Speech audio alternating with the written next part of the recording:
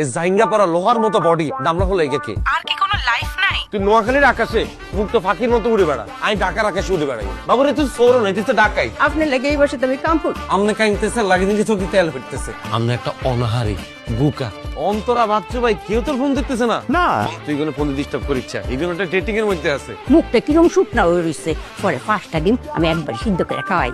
মাত্র মাসির দরজা তো বেশি দিন, এতে এখন আর হরবার রাত্রি হয় না।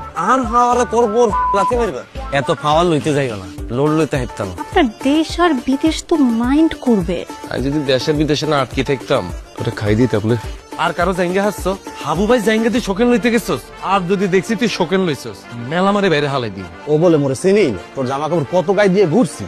আঙ্গু বাসা দাইছিল আর কত কাপড় পড়ছে, এরকম কোনো ফকিনি কথা তোর মনে পড়তেছে না? তোর বন্দিকারে বল সসম্মানে সাথে ঘরে তুই বাইরে যেতে, নাইলি ঘরে এমন অপমান করুম তুই বরিশাল নদীতে জাপ দিকে কই দিই। এটা তোমার বিছানা না?